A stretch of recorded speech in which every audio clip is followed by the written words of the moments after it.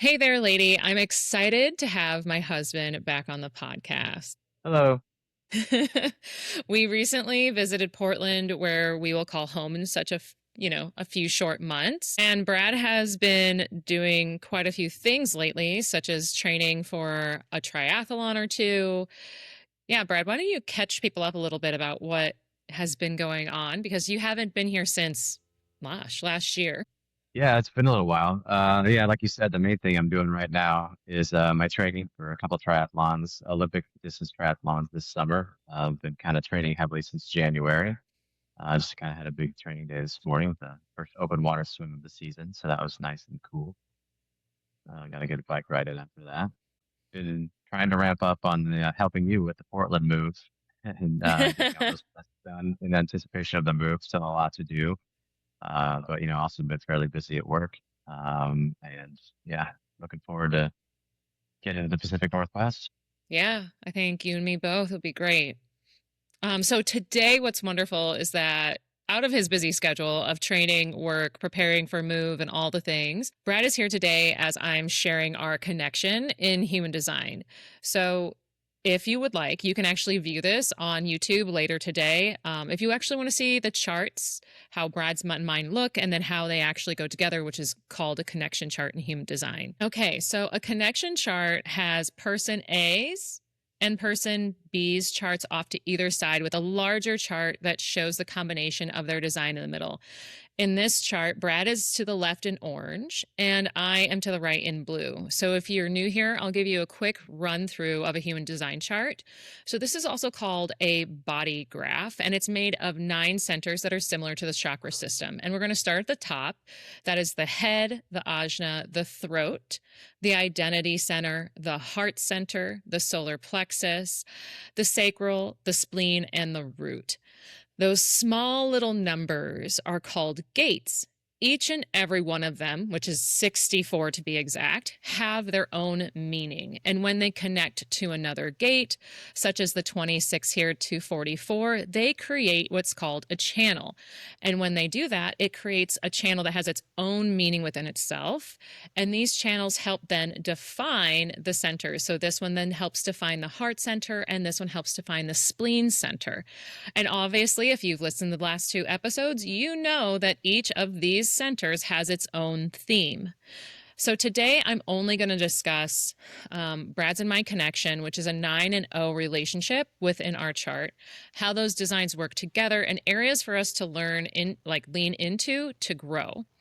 I will not be going into the other gates or other aspects of our chart that makes us such a long podcast. We could be talking about it for days, honestly, as well as there might be something that I would dig into a little bit depending on how it shows up in Brad's or my chart, because it might be relevant for our relationship reading, which is what I normally do for clients that have booked a relationship reading.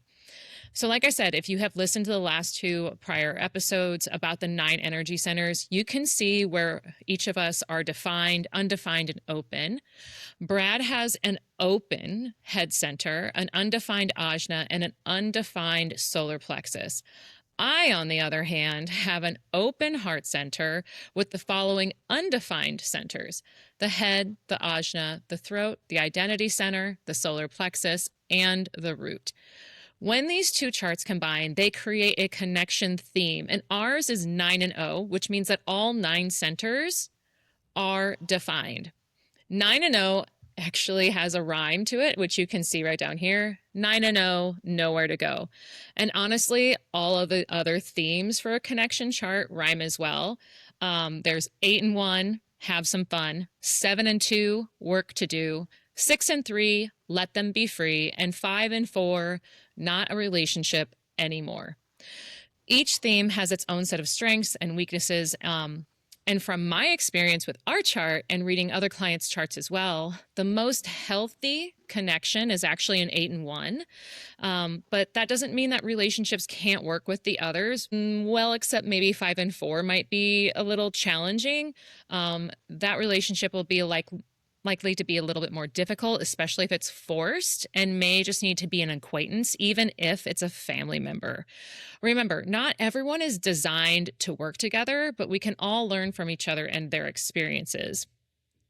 So, about the 9 and O, there is a big misconception in the human design world that when we see a 9 and O, that we complete each other. So while it's wonderful that our design completes each other in the combined body graph, it can really make it difficult for us to bring other people into our relationship, such as friends and family members. In order to do so in a 9 and O relationship, we both have to want to do that and feel comfortable doing so. So, Brad, when you think about our relationship and what I just explained about bringing other people into our relationship, like what comes up for you? Well, something we've talked about before is that, you know, I think we have some good friends in town, a very few small group of friends.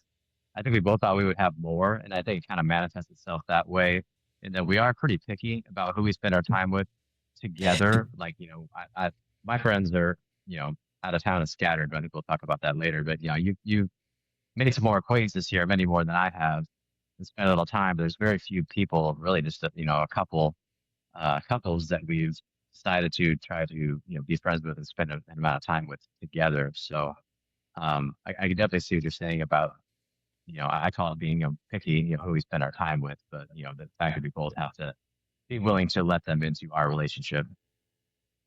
Oh, yeah. Like, there's people that I very much enjoy that are friends that if they ask to go on a double date, I can automatically, honestly feel from my sacral that that's not a good idea.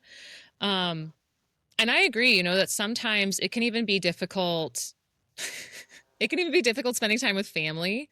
Like, in order for our relationship to work, and for it to work with our family members, you and I need breaks. This is why, like, when we travel back to Omaha, we actually stay in a hotel as we both have sides of the family that we want to see that are in town. And what's really kind of unique for us is that we are possibly, other than your niece, well, I guess our niece, but on your side of the family, we're one of the only relationships that has parents in the same town.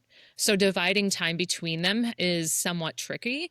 And, we we'd rather stay in a hotel to like have our own moments, spend time with, your family one moment, and then spend time with my family another moment, and then actually then see our friends that either are living in the area or are visiting from out of town. Just like you said, your friends travel in from all the places that they live, and we want to have that flexibility as well. So then this kind of like leads me to the flip side of the 9 and 0 relationship, as well as other areas of our chart, is that we really do need space for our own energy. Being together really does feel good and grounded. And for the majority of the time, it's relaxing. But when you look at our charts, as you can see, Brad's energy, he's got, we'll just go ahead and say that he has only 3 that are undefined, 1 open, like I said. He has a more complete body graph than I do. And when we come together, his energy kind of dominates mine, and I desperately need my own space and my alone time.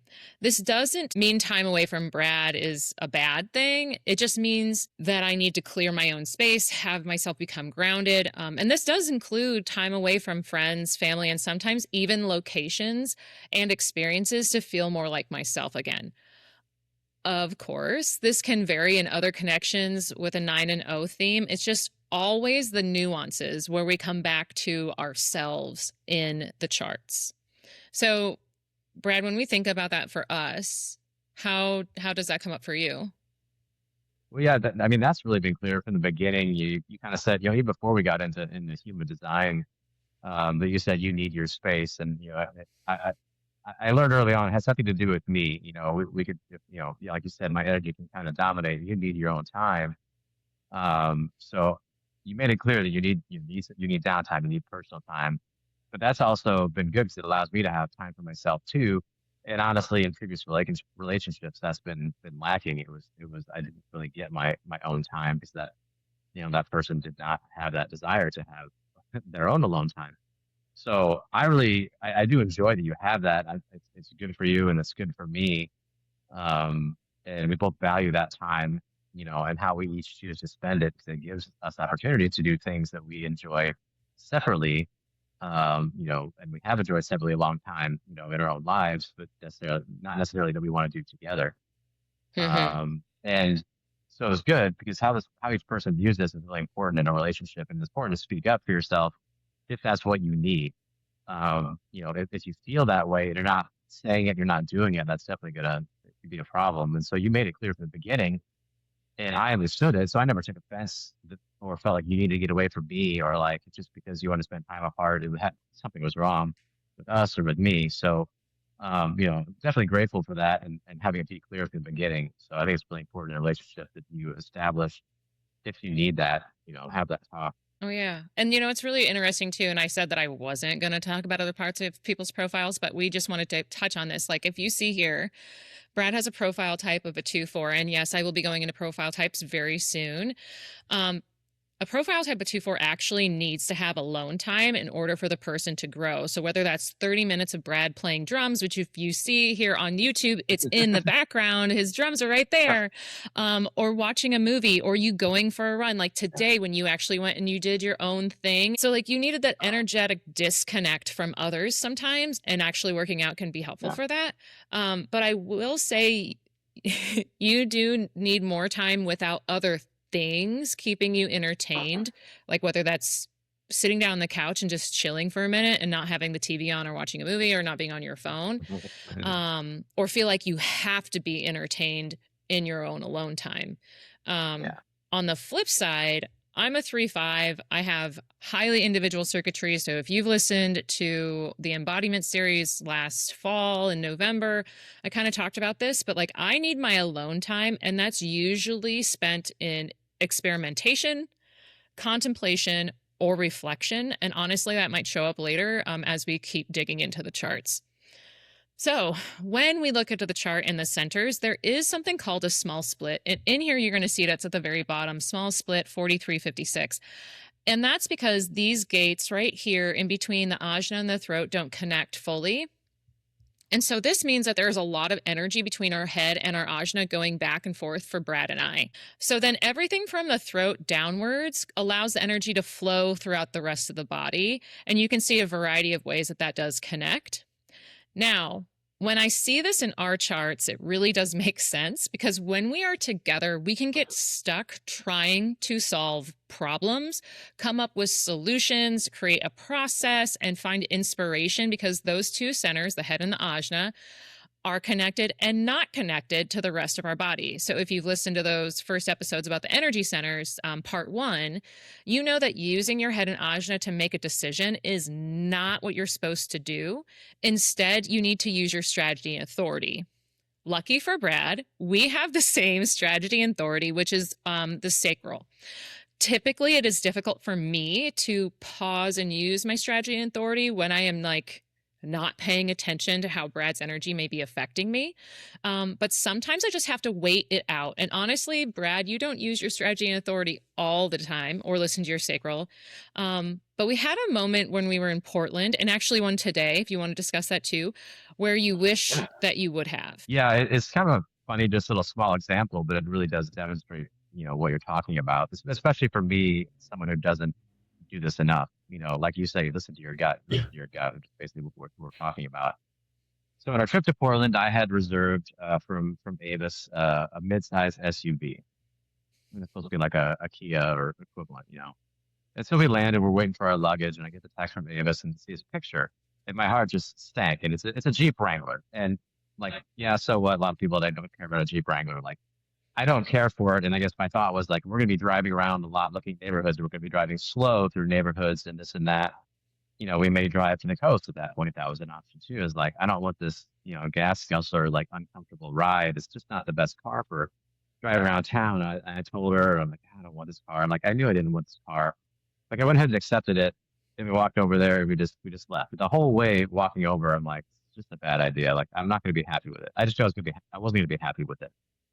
And so we took it back. We used it for like a day and a half. And I'm like, we're going to return this car Saturday morning. And so that's the first thing we did, and it was like one of the best decisions we made all weekend because we got another like a Jeep Compass SUV. It was a smooth ride. It was easy to drive. So it's just kind of another mini lesson about how I should just trust my gut because there was no reason I could just walk right up to the counter and say, "Hey, I want a different car." I'm sure they could have given us something better.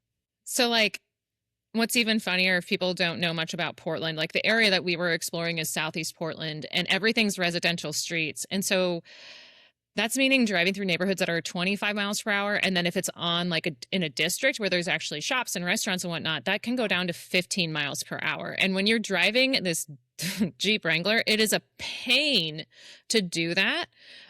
As well as Brad, when we took that car in, they decided to upgrade you again. And so what did you do about that? They got us, Um, what was it? They got us a different car than what we wanted. It was like a BMW or something. oh, I forgot about that part. Yeah. So when we originally, yeah, I said I made a new reservation for again a mid-sized SUV. And we get there and up comes this Mercedes. Oh, Mercedes is going to be a Mercedes. And I said, I don't want a Mercedes. We drive around these neighborhoods. So we just, this time we went to the counter and said, hey, we don't need this Mercedes. Can we just get like an SUV? And they gave me like a full-size SUV and it was great. Just, yeah, the Wrangler, like you're saying, if it's for driving around, it wasn't comfortable, like for my legs, for my calf, just like trying to drive that slow, just doesn't work very well. But we got a great car for that. So I was very happy about it. But yeah, I had forgotten about the Mercedes part of that as well. yeah. And so, like, Um, you decided to trust your gut twice and you were like hard set on the second one. So that even is even more embodiment of that strategy and authority decision. So, what yeah, were I you was going to kind of say? I learned that lesson and on that role. Where you mentioned the other one, that it was today, and normally we have these open water swims, and I take my bike and I do a bike afterwards, and I like to do a run after that, kind of like do a mini triathlon on these training days, the couple of weeks leading up to the my first race. And so obviously, as you know, a couple of days ago, I was having some knee pain, and I Yeah. was kind of treating that and waiting it out to see how it was. But I knew I wanted to go swim. I said, okay, I'll bring my bike and try biking out. It'll be kind of a game time decision, and we'll see. So I was able to bike with very minimal knee pain. Things are doing better. But I got done, and I was thinking about running because it was so nice out, and I still had plenty of Yeah. time. I was like, oh, I could just run a few miles, 2, 3 miles, it'd be okay. And like, but I knew I was trying to convince myself, and I texted you, and I said my brain says I should run, and my gut says no, so no run. So And what happened I with did your not run. calves? Yeah, I had cramping in my calves, and I think running would not have been good for my knees or my body at that point, and I could feel that, I knew that, but my brain was like, no, you need to train, do more exercise, but I'm learning to listen to my body better. So, Yeah. That's also part of being an athlete is learning how to listen to your body, which actually that can actually help you if you have been in athletics before, you've been a dancer, anything like that. That can help you really get into your body more of, especially if that is your strategy and authority.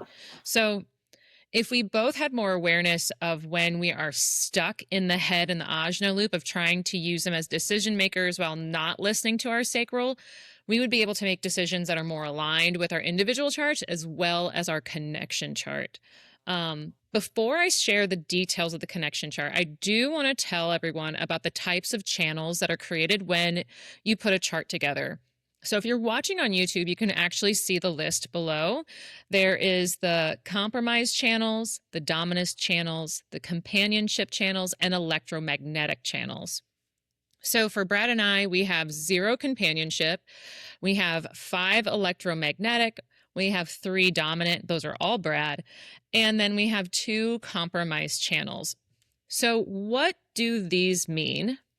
So, companionship channels are also known as friendship channels. And I know, like I said, we don't have any, but that's okay. This is when 2 people have the same channel within our individual charts.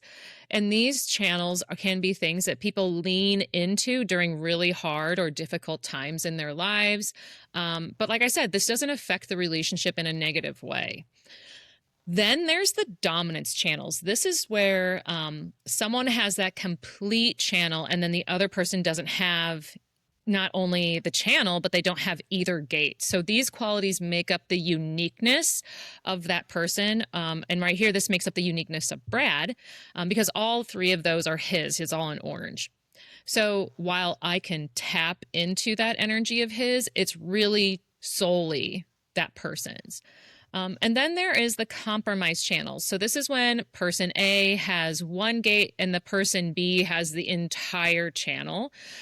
Person B will actually dominate the energy of the channel, and person A usually has, I would say, like a wide range reaction to this. They can get, overwhelmed by the energy, or they can actually lean into it and get some excitement, use the energy to do whatever it needs based off the theme of the gate and the channel. But in order for these channels to work in a relationship, person B, who has the whole channel, the dominance of it, needs to listen to person A, who only has one of the gates, and, talk about their experiences with the gate. Be open-minded and listen to them, because you might have more in common than you realize. And that can also help with compromising on things or moving forward.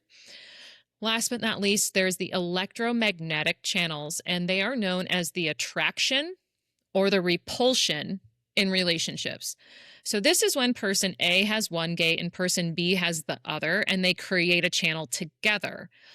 Of course, what each person brings to that channel does impact how it is used or even seen in the relationship. So for example, you might find something about that person extremely attractive in the beginning of your relationship, and then later on find it highly annoying.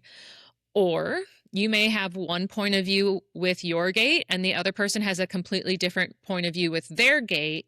And when they come together, it's like complete opposites, and you two disagree and it causes arguments. So out of all the channel types to start with, I'm actually going to be focusing on Brad and his dominance channels.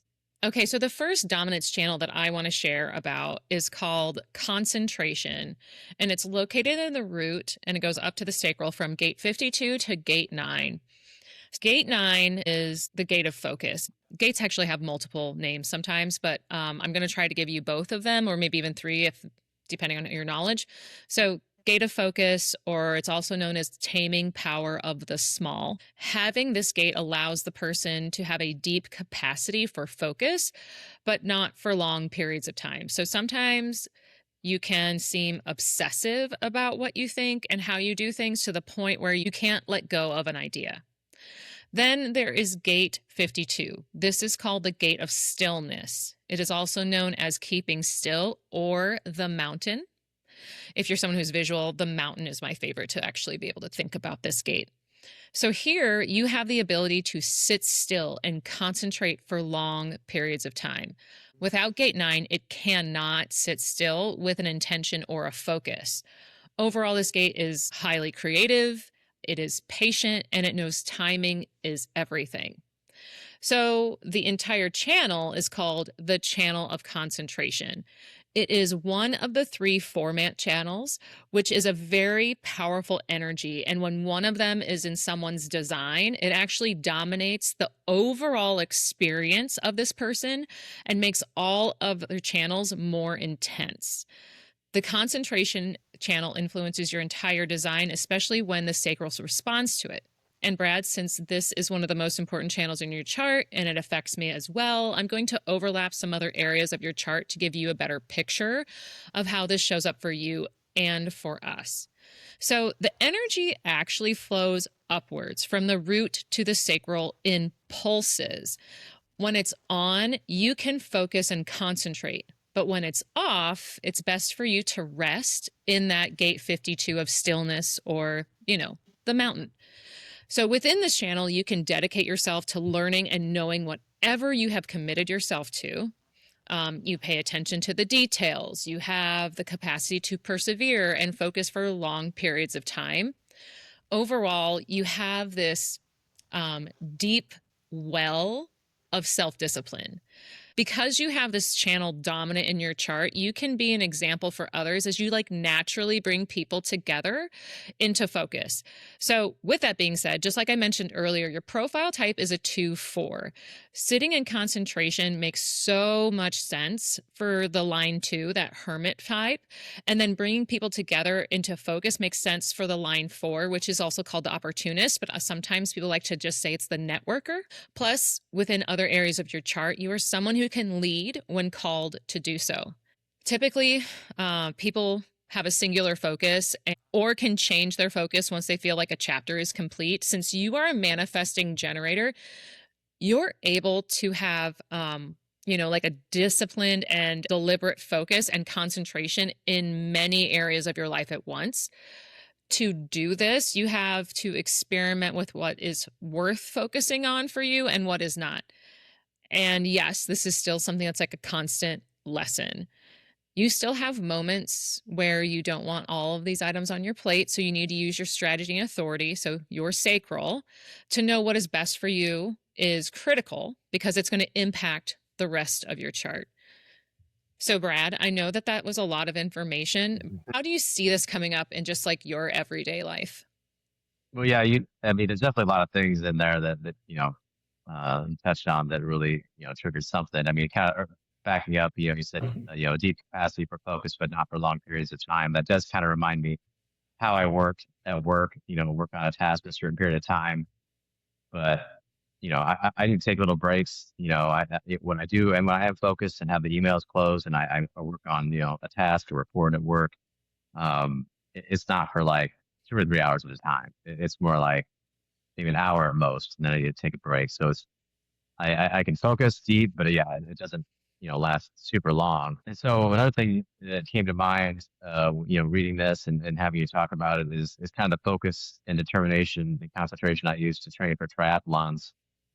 5 years ago, I decided I want to get into it, and really I decided to do it all on my own, and with no coach, and I just online research. But it works for me. I pretty much train solo. I'm not a group training time guy, 'cause that's where my discipline comes in. That's where my focus comes in. I'm able to motivate myself to do the training, to stick to it, and make a plan for myself and stick to it. And that's something I'm definitely proud of. That I've kind of done this on my own, and kind of led myself through this whole process. I need getting, a little bit better every year and trying longer distances and doing different things and different hard things, that I wouldn't have thought to do, about 6 years ago.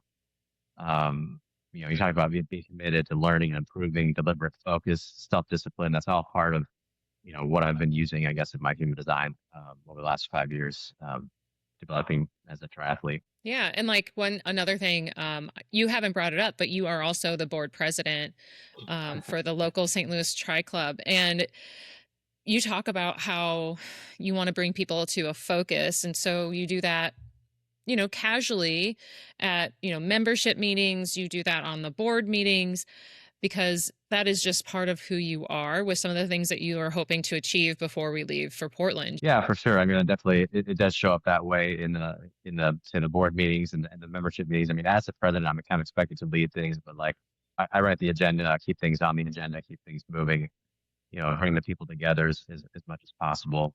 And that's fun. And again, it's kind of something I never thought about doing. When I first got into this, when I first joined the club, I really had no aspirations to be on the board, let alone president. Just kind of my progression that way. And we will see that throughout the rest of your chart here in a minute. Yeah. All right. So we're going to move on to the next one of the three. We're going to do rhythm. That has gate 5 and gate 15. This is located in the sacral, going up into the identity center. I'm pointing it out right here for you to see on YouTube. So gate 5 is known as waiting, or also known as the gate of fixed patterns. Gate 5 is all about routines. This is definitely one of Brad's gifts. So if you have this gate, a consistent routine is highly recommended to help you feel good and be effective with your energy. So think consistency, patterns, and rhythms. Like all of those in life are important to you. Then there's gate 15. It is known as the gate of modesty, but it's also known as the gate of extremes. So you can go from one extreme to the next within the rhythms of everyday life. So even if you have a consistent pattern or routine, it will more than likely be extreme to others than yourself. So, this gate also emphasizes the love of humanity, which requires a balance between the extremes. So, this together makes the channel of rhythm. This is the only channel to be found in all living things. So, it is the natural channel, bringing rhythm and flow to the natural world to hold everything together. You have your own rhythm, and when you flow in that energy, you feel secure and you have a sense of direction. Here you have a deep desire to align humanity with nature due to your love for humanity. At its highest expression, you have a love for your fellow man and ideally can lead others to see each other as equals just by finding a balance between the extremes and fixed patterns within yourself. This creates magnetism and it draws others to recognize the opportunity to decondition themselves and live authentically. Finding a balanced routine for yourself, even if it's not like other people's, it is a healthy thing for you. Usually, other people will actually be drawn to your routines, which may or may not be good for them. When living in extremes, it is good to note that the highest expression of Gate 15 is to accept other people's extremes without judgment, as that will help activate more of your magnetism. Because overall, this is the way to influence not just the people around you, but the collective as a whole. That being said, when life feels really chaotic for you, and this is really important because you are a manifesting generator, you need to return to nature and even animals, honestly, because they can help you stay calm and clear. So whenever you feel like when I'm like, are you stressed? Or how busy do you feel? Or things like that. Instead of asking, I should just say, let's go outside. So, Brad, when I discuss that with you, like, how is this showing up, you think, in your life? Yeah, I mean, jumping back to the beginning, balanced routines. I mean, you definitely said that's a huge part of my life. I try to make everything, as routine as possible without being boring. But the thing that you even tying into the training, like getting up at the same time every morning, no matter what I'm doing the training, consistent with how I start my day, how I get into the workflow, and then how we get out of the workflow at the end of the day, and our routines with, you know, what we do for meal prep and how we prepare dinner and work together to do those types of things. Like we are both, very routine because that helps people like us stay organized and on task. And like, that's how we live our lives. Like I am not a, you know, too much of a fly by the seat of my pants or chaotic person. I need some, I like and enjoy structure and routine. But you kind of mentioned that, and I kind of brought it back earlier. You talk about I can focus on something and work for, maybe an hour, a short amount of time, but like to take a break, like you mentioned it, if I see that it's like sunny outside, I haven't been outside all day and it's nice, I'll just go out in the backyard and stand and kind of close my eyes and literally just like stand in the sun. And Hmm. I only do that really when it's sunny because like that makes me feel better. And yeah, I love animals. If you see animals, that's always a bonus. We've got a few animals roaming around our backyard, but nature Yes, in general, puppies like next you door. said, yeah, nature in general, like you say, like, we have that in common with, enjoying being outdoors and camping and hiking. And that does absolutely bring me peace and relaxation. That's one of the things that, even if I'm outside, training, riding my bike, I really like, riding my bike outside and not listening to anything on earbuds or anything, just like enjoying the views as well too. So, I mean, it seems like that fits, I definitely see that in my life between the routine, nature, how I kind of incorporate both of those together with how I work and how I live. Like, yes, you did point out like all the good things that can come from that with for us being in a relationship. And I do also like structure. It doesn't show up indirectly in my chart right here that we're going to go into, but I do very much love structure. But the one thing is that sometimes in our relationship, like I haven't spoken up when certain routines may not be good for me. Like, for example, sometimes I don't want to get up early, um, which we have really actually worked through that. I would say that, I was a college athlete. You guys have heard that numerous times on the podcast. And when you've been getting up at a certain time for a majority of your life, like you just don't want to do that anymore. Like our alarm still goes off at 4:35 for us to hopefully get to the pool and at the Y to get a lane for both of us to swim in, or just maybe me. So sometimes when I'm not feeling good or when I haven't gotten enough sleep, one thing that I've learned about my body is that, especially as I'm getting older, like I need more sleep than I thought. I can no longer do what I used to do in college and run on like 6 hours of sleep. So even though Brad is training and he's very good in these routines, and he's trying to listen to his body, he does do the athlete thing and sometimes pushes through without having enough sleep. And I have told myself, like, I'm going to have to break from this routine. And, take care of myself. So sometimes for me, I can get really stuck and feel horrible when I don't follow the routine, the plan. But I have honestly gotten better on taking care of myself. So it's able for me to empower myself and empower it to say, hey, that's you, that's not me. And being able to even see this in our chart is really great for me. And what's funny is that I didn't actually get to say this because I forgot about it in the last channel of concentration. I've used this example numerous times. I've used this example in the relationship readings that I've given to other people, is that when you're home and you are focused on work, our offices, like if you're watching this on YouTube, like Brad's in his office, I'm in my office so that we can actually share screens and do this whole thing.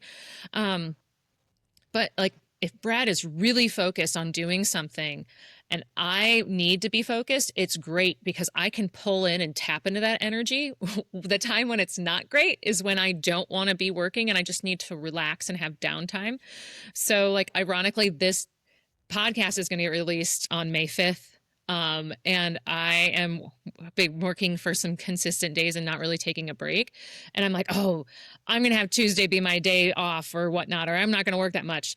And Brad is going to be working from home. So it's going to be hard for me to pull out of not only your rhythm, but it's going to be hard for me to pull out of your concentration if I don't make the conscious choice to listen to my sacral. My sacral might say, hey, go upstairs and work, but it might also say, tell him to leave you alone.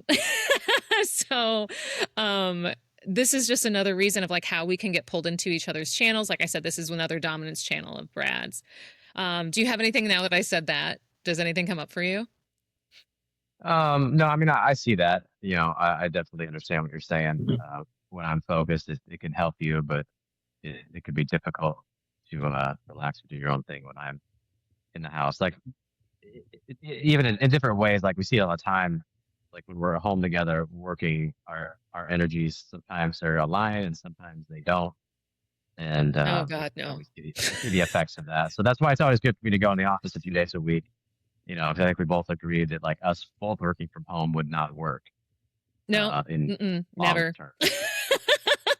I mean, if it was sunny 24/7 and I would be like, hey, you need to go outside and touch grass like that, then I'd be like, oh, I got peace for like 20 minutes.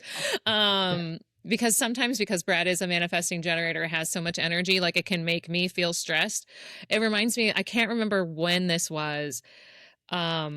You were running around, you had so much to do, you had to leave for somewhere. And I was like, how are you feeling? And you couldn't come up with a word. And I said, scattered. And you're like, I was instantly thinking that. And I was like, yeah, Yeah, because I that was feel pretty recent. scattered. I can't deal with this. All right, I let's can get into the imagine next. watching me. Yeah, I can imagine. Yeah, I can imagine myself, and then like watching myself, like from your point of view, I Oh, get that. I can understand how that would affect you. yeah, it's quite entertaining sometimes. Other times I'm just like, I'm gonna lock myself. Anyways, we're gonna go into the next dominance channel. This is gate 21 to 45. I'm pointing it out right here. It's from the throat to the heart center. And this is called the money line. So gate 21 has a variety of names. I'll give you all of them, and I'm going to tell you which one I like the most. It's called gliding through. It's the gate of the hunter or huntress, or the gate of the treasurer. Personally, I think calling gate 21 the gate of the treasurer makes more sense. Here is the person who is in control of resources. They love, and I'll repeat, love their material items. And when asked, they have the wisdom to share with others about how to best use their resources, even when it's actually saving money before using resources. Then there is gate 45. This is called gathering together, also known the gate as the gate of the gatherer or the king or queen. I would say gate 45 is all about natural leadership through influence. It is easy, it is effortless, and it usually has to be called out by others. This gate usually has a desire to be part of a group, and it can really struggle with change, especially if it means leaving groups of people behind. That being said, a person with this gate can either be someone who can save their resources or is a very good spender of all their resources. So the channel altogether is the money line or the channel of money. This channel is about embracing and mastering the material world, but only through using your own willpower. So you are someone who needs to use your willpower, but only in the way that it protects your own interests or goals while serving other people. With the money line, you work best independently, either by becoming your own boss or having the freedom to follow your own rhythm. This will bring you success for yourself and those around you.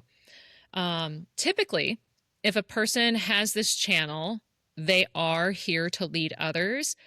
The issue is that they don't technically like to work with other people. But this is just because they don't feel they can rely on other people to get shit done. So they rarely delegate. So when you can't trust people to do what you ask, it causes you to have a lot of additional stress, which honestly can lead to a lot of heart issues. Now, in a relationship, you are a person who likes to be in control of the resources or feel like you are. This gives you a sense of control, but yet at the same time, freedom. But this can become a struggle when someone like myself shares how or when we can or cannot spend the resources or the money. So to express this channel in its highest form, it is best to come up with a way to balance in order to share resources and then find time for rest, which would then lead to saving resources. So, Brad, I think there's a lot of things that we could say about this that actually overlap not only just within this entire channel, but also with the other channels as well, especially rhythm. But what do you see? So one thing that first popped out, you mentioned I work best independently, becoming your own boss, having freedom, follow my own rhythm. Yeah, I kind of mentioned earlier, I like to train solo. I work best independently. I'm not a huge fan of like group projects historically in school. And even it's funny because even the company I work for, it's a very entrepreneurial company. As a consultant, we're encouraged to be very independent. It's kind of like we each have our own little consultancy, with support around us, but very little vertical structure and very little restraint. So you are allowed, kind of as much as you want, work by yourself. We're obviously encouraged to work with others, and we do. But it kind of aligns with how I work as well. And you kind of mentioned like, oh, when you don't trust others, you don't delegate. Like that's really a personality trait that I've always had. It's kind of like if you want to do it, if you want it done right, do it yourself. I've always been that kind of person. So I definitely feel like that it shows up at work, shows up in personal life, it shows up, probably too much. Like I'm the president of the triathlon board. I need to be able to delegate stuff to board members and things like that. It's difficult Yeah. for me because I'm a little bit inherently distrustful about people doing things. So something definitely I need to work on, especially now that I'm, team leader at work and I have people I can delegate things to in work and in personal life with the club or whatever. So that's definitely an area of improvement that I need to work on. Yeah. And And you kind of, one thing though that you could clarify for people is that you in your company, you're called a consultant, but you're really an engineer. And engineers have a lot of people that they need to work with externally in order to take projects on, to get things handled. But then also it's sometimes finding another expert within the company to either work on the same project or to delegate or to share it to another person. So that's how the company you currently work with is very entrepreneurial, because you have to find your business outside of the company. Sometimes it comes in once you have referrals and you've done networking and etc. But also within the company, you actually have to say, hey, I'm an expert at this. I have this background. I've just done this case. I've just done that. I've done a deposition, etc. And then people rely on you for, another project, sounding off on what would you do if you were this. Even though it is entrepreneurial based of what you do in the company that you're at, it's still very highly communicative and bringing people together. It's just not like what you would normally see in a corporate structure of what other people may have already experienced. Yeah, it's definitely collaborative still. Like, yeah, you said, I'm an engineer, my job title is consultant, and we're all in different groups, grouped by engineers and disciplines, but we're still not in silos by any means because we're encouraged to be collaborative and work with people in other groups. And usually, and you kind of hit on it, like the work we get in requires that. It requires multiple disciplines of engineers, different people with different expertise to come together to solve the problem. Even if the client doesn't know that at first, they might have, a problem. They think they need one type of engineer. And we'll say, well, we also need to get input from these other people because there's these aspects of the project, and that's very common. So yeah, it's very collaborative, but yeah, not within a very tight corporate structure because you mentioned it, internal marketing, like marketing ourselves to the other consultants and other engineers in the company is just as important as external marketing because we have, hundreds of engineers, spread across the country. And there may be somebody across the country that needs your skills because we're not grouped geographically, by our skill set.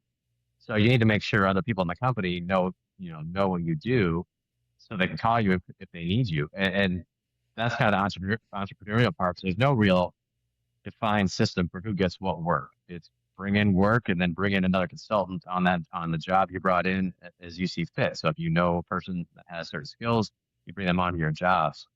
So it is pretty unique. I mean, like I said, it's a corporation, but it has got some corporate structure, but it works very well for people like me and other engineers because you got kind of a wide range of personalities. A little bit, engineers mostly, people have certain stereotypes about them. But you can be Yes. an engineer.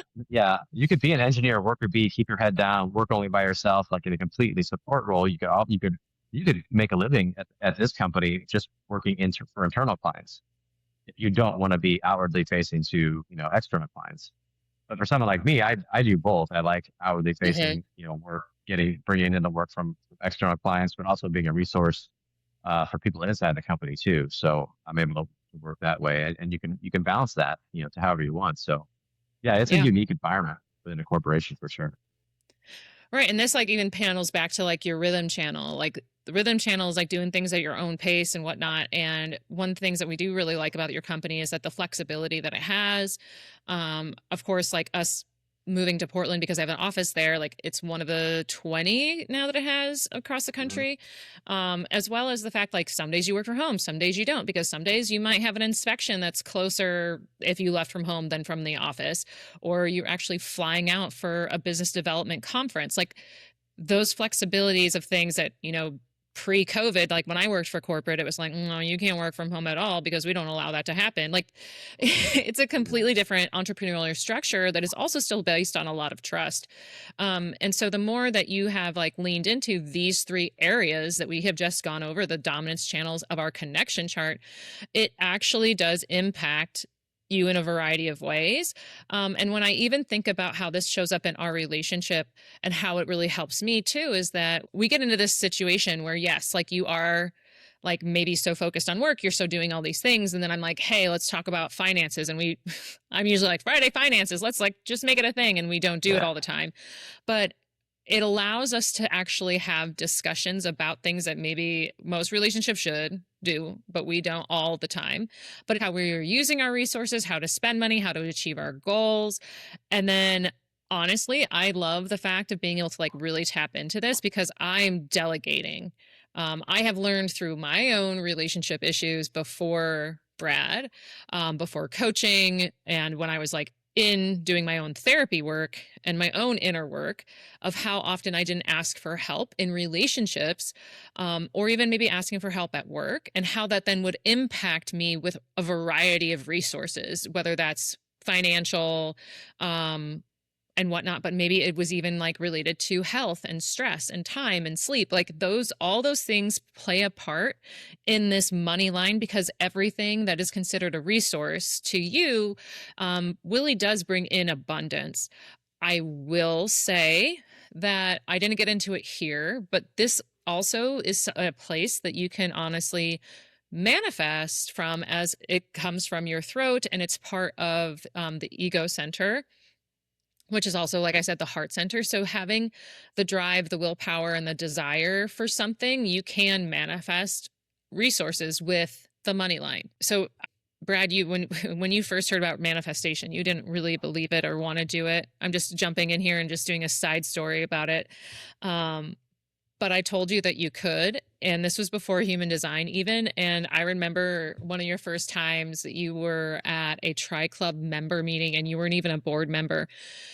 And how about you go ahead and share your little prize? We have, yeah, I mean, everybody gets a raffle ticket when they come in. So we have door prizes from our sponsors that we draw for at the end of the night. And, I think, and, there's, a certain number of prizes and then, probably double the number of people there, so not everybody gets a prize, but, um, yeah, you're kind of in the first person, you get to choose whatever you want. So there, you can see what's out on the table. And so I get, when I used to get to meetings when I was just a member, I'd go look at the prize table and be like, oh, I want, if I get picked, I want that.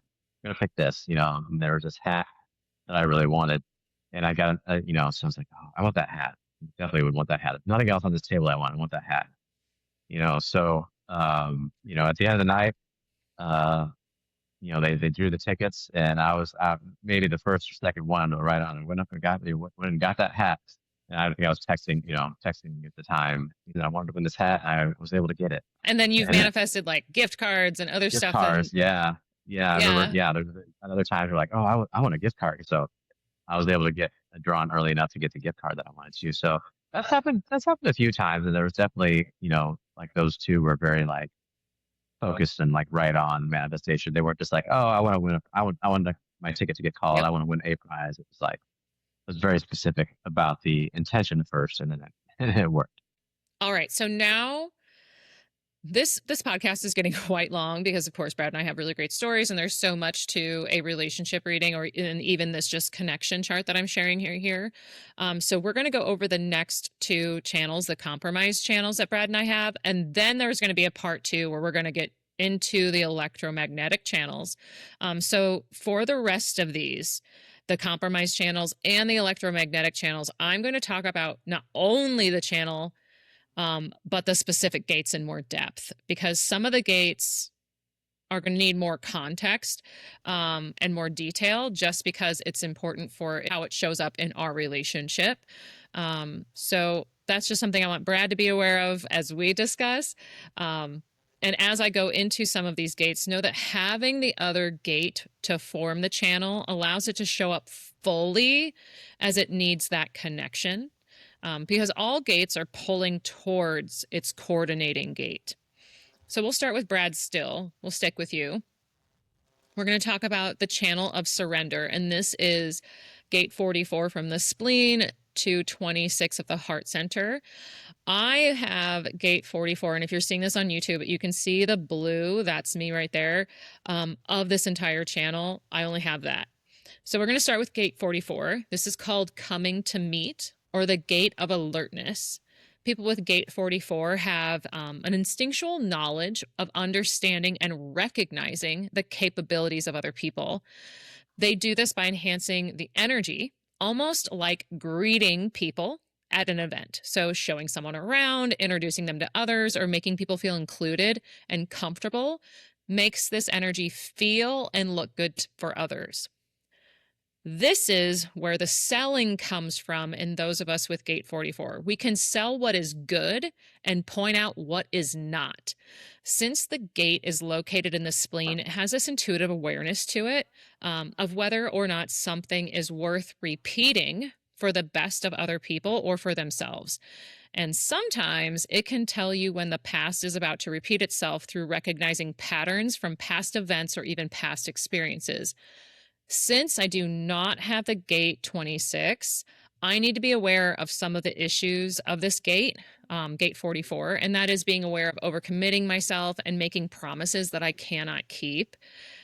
Now, as a side note, some gates within the body graph have a fear to them. A fear that's associated with gate 44 is that the past will catch up with you. Now, moving on to gate 26. This is called Taming Power of the Great, or the Gate of the Egoist. So not only does Brad have this channel, but gate 26 is his personality sun gate. And if you have listened to other episodes, this means that this is 70% of your personality because it's found within the personality sun gate. That being said, sometimes this is the most difficult for us to see in ourselves as we usually have conditioning around the theme of our personality sun gate. So, Brad, overall, those with gate 26 are those whose ultimate goal is to attain maximum reward for minimum effort. You have a natural ability to sell, to close the deal, and to withstand rejection. When you are recognized for your skills, and when you're in a position where you can make your own schedule, and when you are rewarded with resources, you can create and maintain a healthy balance between resting and movement. This creates overall an influence that actually allows you to sell to other people naturally. Yet, gate 26 does blur the lines between what is true and what is not, kind of blurring and manipulating memories or having selective past recollections.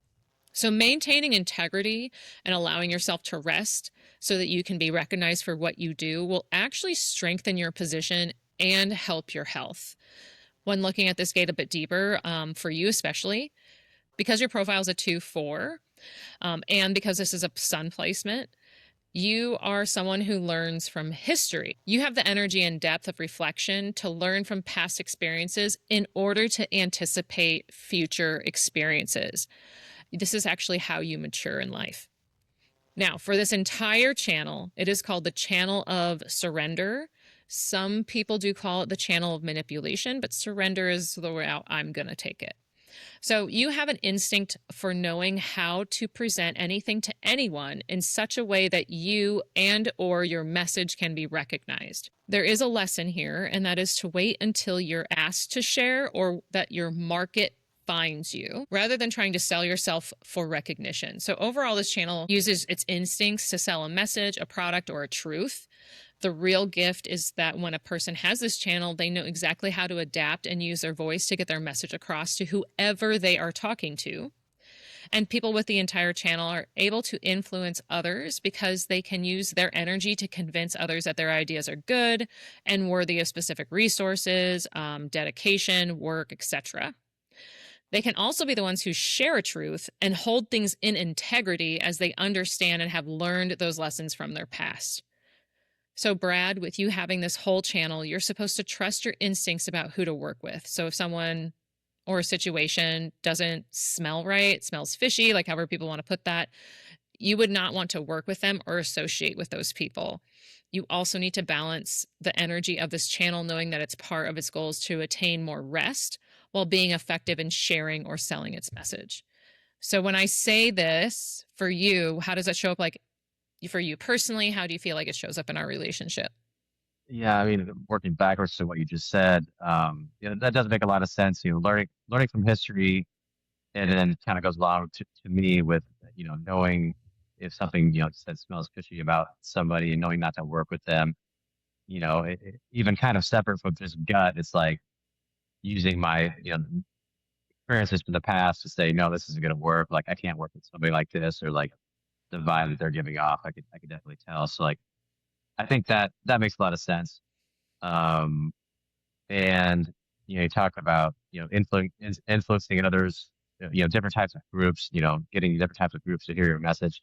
I have to do that at work, because we have several different like types of clients, whether it's insurance industry or attorneys or private homeowners, property managers. Like it's a different message to sell to all those people. And so that's kind of something that, it's taken me some time, but it's definitely something I know I can do and I'm pretty confident at. So yeah, tailoring the message, is definitely something I've learned and, I feel is pretty good strength. You mentioned something about selective memories and past recollections. I think that's shown up in our relationship before where I think, a certain thing happened or I said a certain thing or you said a certain thing. And then you're able to get to the point where I realized, okay, no, I was wrong. So that's been tough for me, because I think that happens more than I would like to admit or recognize. But I know that I'm to the point where now I know it happens, and so I'm trying to be better about that. But it's funny because you say and you mentioned selling is a natural ability, which 20 years ago I would have said that's crazy. My dad is a salesman. I didn't think I had a whole lot in common with his personality, but it's definitely come out of me as it's kind of been required of several, of my jobs, but then it's also like I feel like, yeah, I would agree with that now. Um, in a way, like I don't consider myself a salesman, but I do know how to sell what I'm doing. Yeah. It's been an interesting development, over the last probably 15, 20 years of my life. Yeah, and I would say like some people don't know this, and I guess I'm gonna kind of drop it on you, is that some of the things that show up in our design are actually also from our parents. So certain parts of my design my dad has, and certain parts of my mom's design I have. So if we knew your dad's information, we could look it up and see if he has gate 26 or if he even has this whole channel, because you could. But I also think one of the things is like you learning from history, you can take, even if it's just want to flip it back to relationship stuff, like you've been out with your guy friends and they have asked you, like when you guys have done like a guys trip, like how do you make a relationship work? And you're able Mhm. to really speak from past experiences of like, okay, my ex-wife and I didn't work, or ex relationships didn't work, but here's what's working in our current relationship and how different that is. And selling the things that we do, or the things that you have recognized that bring success to relationships to your guy friends. For us in our relationship, like what I can see, just to be honest, I think it's tricky. I know for me, like gate 44, I can see that strongly. Like I can see how I work with clients. I can see the things that might be holding them back. There's other parts of the chart that we'll get into, especially in the electromagnetic channels, where that might also be coming from. But I can also see how the potential of people, the capabilities that they have. And I know I can see that in you, and like how you train, what you can do for work, all the things. But I can remember how you sold me on moving to St. Louis. Like we both wanted to get out of Omaha. We both were this and that. And I'm like, this new company that we were, now it's not new, it's the current company you're with, how great it was going to be for you. And I was like, okay, I'm fine with moving to St. Louis. And now I can see how my gate 44 is able to take into account like how the last few years have been, and how either those plans did or didn't happen or didn't come to fruition, which has allowed me to be like, oh, this reminds me of this, or I'm seeing a pattern here and I think I want to change. And then I'm able to tap into gate 26 to be like, hey, here's the deal. I think we need to make a different change for our relationship. I think we might want to move.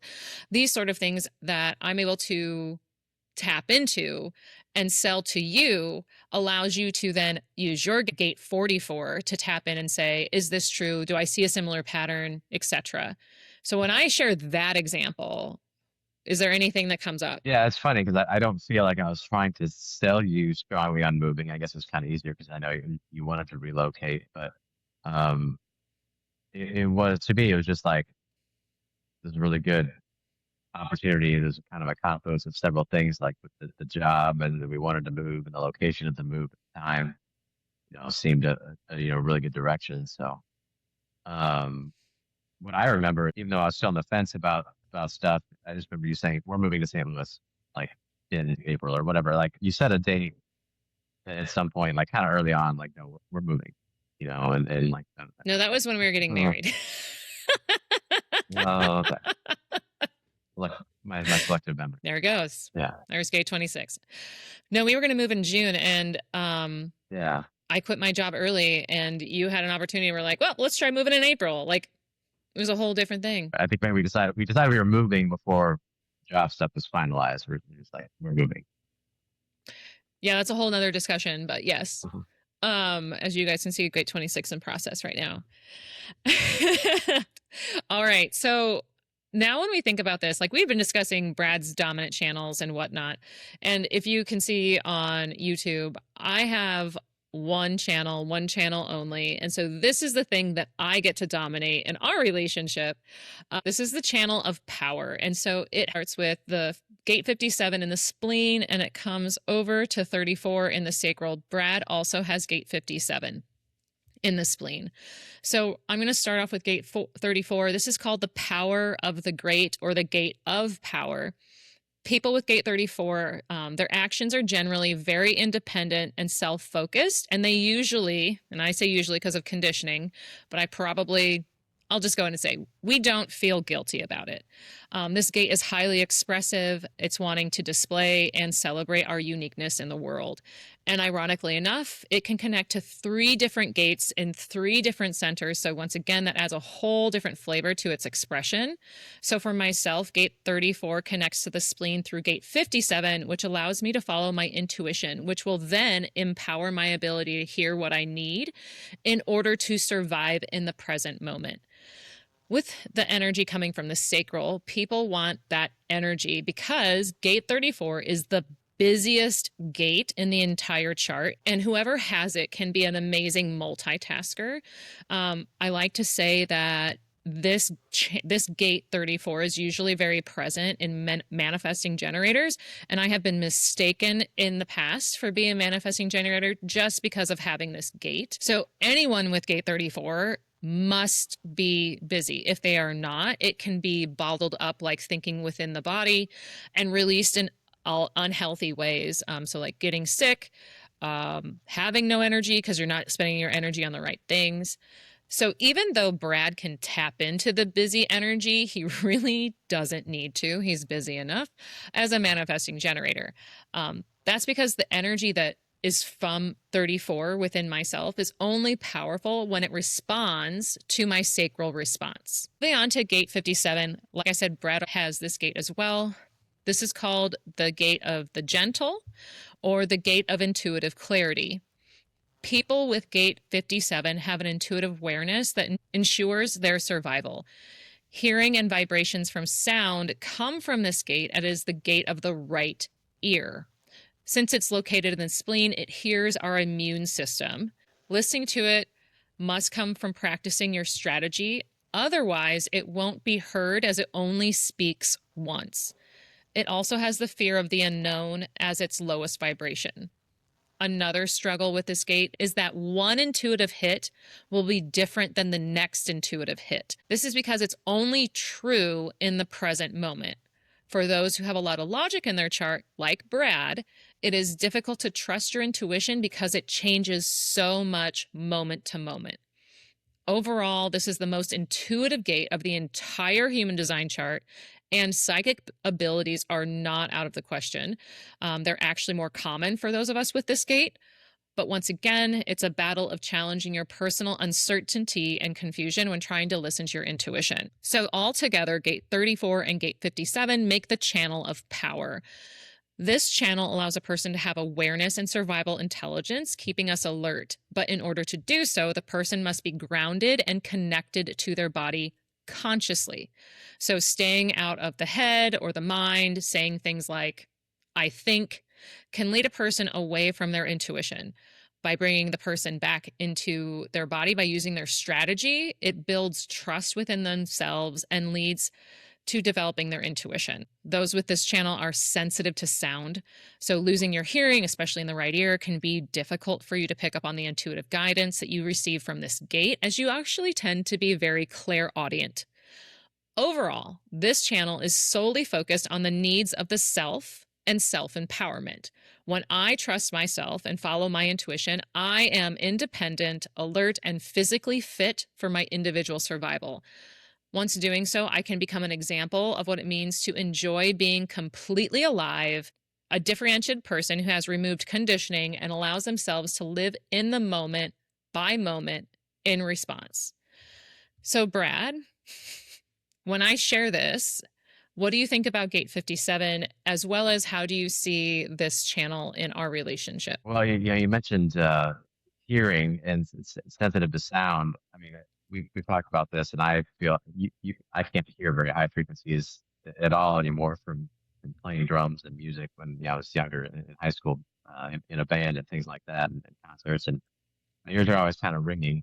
So I thought that was interesting, whether that affects my intuition or not. I've been working on, I guess, getting more focused on paying attention to intuition, but not sure if sometimes maybe that hearing loss gets in the way. So I'm trying to be better at recognizing, when I do have that intuition, trusting it and following it. I would say that because you're learning how to play with your strategy first, that is going to be really important for tapping into it. The more that I listen to my strategy, the more my intuition has come in. But like I had mentioned before, it comes in, it comes out, it says it's one thing and then it's gone. So you tapping into your strategy more often of listening to your gut will allow you to respond using your gut. That will allow you to build that self trust to bring your intuition forward. Yeah, I mean, like you said too, it changes moment to moment, so that can make it more difficult. For me too, is how I receive that intuition or what I'm feeling, what I'm calling intuition, and the way it comes in, and what it's doing seems kind of different. So, like you said, it can be difficult for me to trust it based on how much it changes. Yeah. And I'll say, like, sometimes, and this is going to probably be more in an electromagnetic channel, is that we experience this back and forth. Like, I've used this example a few times with like friends and whatnot, but like we will experience intuitive hits between each other. So one example may be, gosh, I can't even think of a recent one because this happens so often, but like I might be thinking something and Brad says it out loud, and I'm like, I was just thinking that thought. And And I vice mean, I guess I versa. did it already. The scattered thing was a good one. That was a good example. Or one of us was like, I was thinking about we should make XYZ change, or we should go here. And the other person was like, oh my gosh, that's exactly what I was thinking about like 20 minutes or even an hour ago.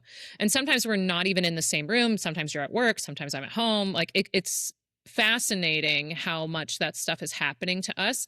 And I feel like we've actually had that happen. Honestly, I think more since we have lived in St. Louis. This whole last how many years has it been? 5? 5, yeah. Yeah. So what do you think about that? Well, I mean, yeah, totally agree with that. It's like the whole like we're on the same wavelength quite a bit. It's a pretty regular occurrence, whether it's like the same types of thoughts or completion of a sentence or just a general idea that we're having at the same time. I mean, I just thought of like a lot of times I'll pick up my phone and to text you something and I receive a text from you. Like, so I mean, it could be like 3 hours we've had no communication and I'll pick up my phone, text you, and then I'll get a text from you about even if it's like on the same subject or something, like that honestly happens, uh, regularly, so it's funny because like we've gone hours without thinking about each other or contacting each other, but then all of a sudden we'll be like on the phone at the same, we'll have do it at the exact same moment or our text will cross paths. So that's happened a lot. And that's a pretty big coincidence when that happens. You're talking about the exact same time, thinking like, oh, like we're on each other's mind or whatever. It's time that I shared information with them about something. So I always Yeah. think that's fun. Like, because I'll just say, I just picked up my phone to text you. And Yeah. And so like that's a really fantastic example because some people have that too, where they're thinking about a friend and a friend all of a sudden calls them, or all of a sudden texts them, or they're thinking about an opportunity that they really want. And next thing you know, an email lands of saying, hey, can you join this thing? Like that can be manifestation, but sometimes that's just like the intuitive hits of something coming through. Um, and I will say how it shows up for me with clairaudience does happen. It's happened to me probably at, well, it's happened to me in some really big parts of my life. My clairaudience picked up, even before I had human design, as a way of saying, oh, there it is. I had a message of go visit your grandma. And this was in 2007, 2006, something like that. When I was like, oh, I got to go visit my grandma. And I felt deeply pulled to go do that. I contact my mom and she said, great, because she's passing away. And my grandma had been dying of lung cancer. She had been like going through lots of chemo and whatnot for 7 years. And I had no idea she was doing that bad, honestly, and visited her. And I got there just in time, within minutes of her passing away. I had an intuitive hit, clairaudience thing come through again. It said, check his phone. I caught my ex-husband and him cheating on me. That was a pretty big one. And then recently, one that happened this year was that so because of having breast cancer, I need to go and get a yearly checkup called a breast MRI, or something happened and I decided to move it. The date was in December. I said, screw it, let's move it to January. I moved it to January. I had been sick and I was like, do I really need to go? I don't know. I'm going to still go. And so I'm eating my breakfast in the morning and I hear cancel your appointment. And I'm like, I stand up and I'm like, what? Why do I need to cancel my appointment? I'm totally fine. And I go to the hospital to get my MRI done. And they go to put my port in on my arm and I pass out. hardcore, to the point where like I was sleeping, dreaming of something, and they wake me up and I have no idea where I'm at. I'm so delusional. I have like nurses around me. The doctor that's on staff for that calls Brad from my phone because he didn't answer from the doctor's phone. And I'm like, I need you, like totally trying to play it cool. And we had to go to the ER because they had no idea what was wrong with me. And then we sit there for like half a day and they're like, oh, you're just severely dehydrated from being sick. And I was like, oh, great. So that sucks. But once I got down to like being in an ER and them checking me in, it was like, oh my God, I didn't listen to my intuition. Like, it's one of those where you want to kick yourself because you knew you shouldn't do something and you overrid the intuition. It sucks. I will also say that other parts of this is like, I'm extremely sensitive to sound, and I didn't realize this until leaving the corporate world. I love working from home, and people think it's strange, but I do not listen to music. I don't have TV on. I only do that sometimes to like, I don't know, just to change things up. But most of the time I work in silence. And I can't handle when two people try to talk to me on either side of my ear. It is like a pet peeve gone ballistic. Other than that, I have had people, and this is also possibly part of their circuitry, that have called me selfish in the past because I choose what is right for me above everything and everyone else. And their issue with that is honestly not my problem. Some people are just designed to do their own thing, and that's okay. Brad, do you have anything else you want to add to that before we actually like kind of chill out with this part one? Because we got so much left to share. Yeah, no, I think we covered it pretty well. Yeah, I think that the doctor's visit was definitely a good example of something like that. Yeah, Yeah. and it's weird because you had to bring your husband into a type of moment. I'm like, oh, I should have listened to my intuition, and he's Well, like, what yeah, happened? getting And a call from the doctor, it was a little confusing with the doctor calling me and saying we have Molly down here and kind of tell me what's going on. I'm like, "Oh, okay, like because she's not really being. I'm like, do you want me to come down there? Like, what yeah, is it serious? Because I couldn't tell. I'm like, well, at first I thought it was serious since she wasn't really saying anything was wrong.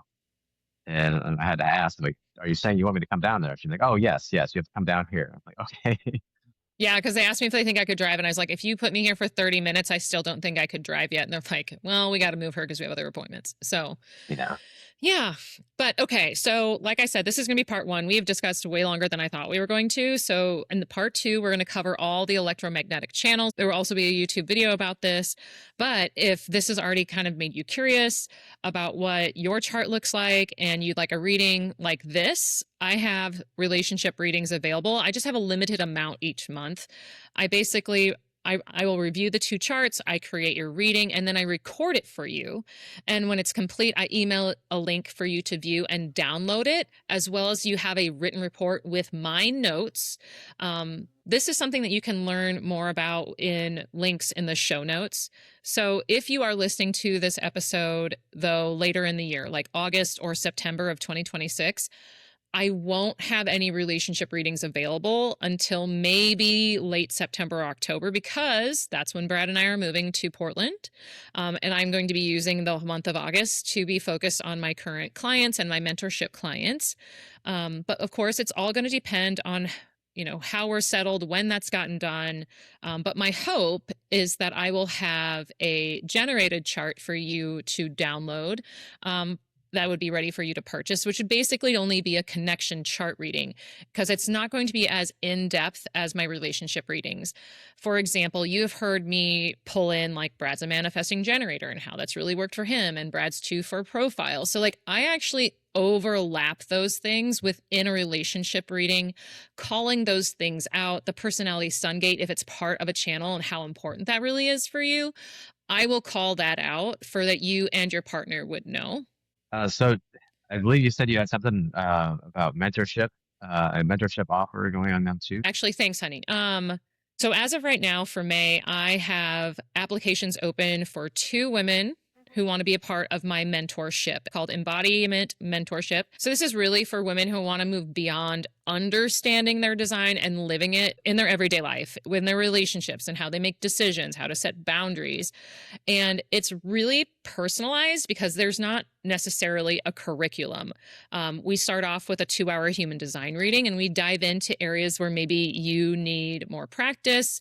Maybe you've already been working with your strategy and authority, and you're realizing that conditioning from your open head center is causing issues in your relationships, or it's causing issues of you making decisions. These are things that then we would start focusing on within the mentorship. You also then receive 2 one-on-one coaching calls each month for 6 months, as well as Monday through Friday support through either Voxer or Marco Polo, depending on your preference, whether you want like a voice app or if you want a video app. Because then I will check in with you like once a week with what's going on. And then if you come across like an everyday issue, I then help you out and respond, and we can work through things together in real time. So overall, this is a program that I have launched starting last year, but I only take 2 women at a time because it's a very personal and long journey that's very focused. And with my energy, I can only literally handle like 2 people in a mentorship at a time. Even though right now I have some people still going through their mentorship. So this is the last one that I'm running for 2026, and it starts in June. So if you want, go to the show notes and click on the application, learn more about the mentorship there. I'll have those links available to you.